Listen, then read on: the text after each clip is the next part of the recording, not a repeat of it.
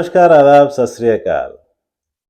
पेश है किस्से कहानी की श्रृंखला में हमारी अगली कहानी। तो दोस्तों, ये हमने देखा होगा कि हम में से हर एक व्यक्ति को अपने जो स्कूल हैं, जिसमें वो पढ़े हैं, उससे कोई ना कोई शिकायत रहती ही है।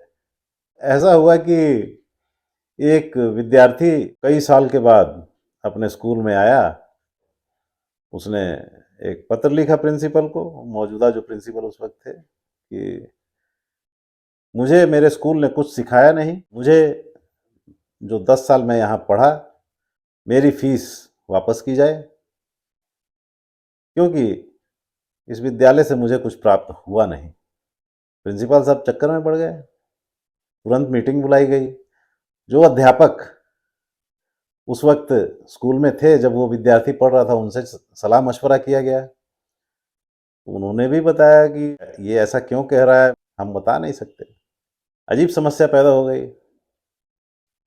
अब प्रिंसिपल साहब ने फिर सोचा कि चलो एक पत्र तो इसे लिखते ही हैं। तो प्रिंसिपल साहब ने एक पत्र उस विद्यार्थी को लिखा। आप जो 10 साल यहाँ पढ़े हैं, उसका कोई सबूत पेश कीजिए। आपको जो पैसा वापस चाहिए इस विद्यालय से, उसकी रसीदें दिखाइए, आपने जो पैसा यहाँ जमा किया है। वो विद्यार्थी 15-20 दिन के बाद एक बड़ा ही अच्छा हिसाब किताब एक टेबल में बना के ले आया। बड़ा ही कठिन हिसाब था और बड़े सरल तरीके से उसने बनाया था। बड़े आराम से समझ में आ रहा था।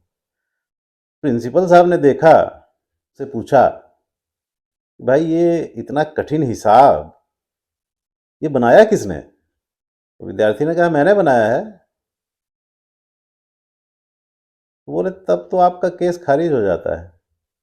आप ये कह रहे हैं कि आपने 10 साल में कुछ विद्यालय से सीखा नहीं, और इतना जटिल हिसाब जो है आपने बना के पेश किया है कि कोई साधारण व्यक्ति कर नहीं सकता।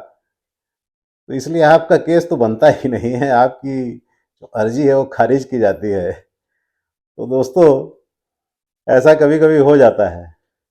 ऐसी बात नहीं है कि विद्यालय से आदमी कुछ सीखता नहीं। जो कमजोर से कमजोर विद्यार्थी भी है, कुछ ना कुछ अपने विद्यालय से जरूर सीखता है, जो कि उसको जीवन में काम आता है।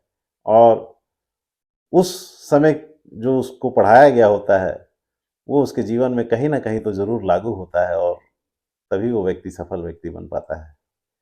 नमस्कार। जय हिंद, जय भारत।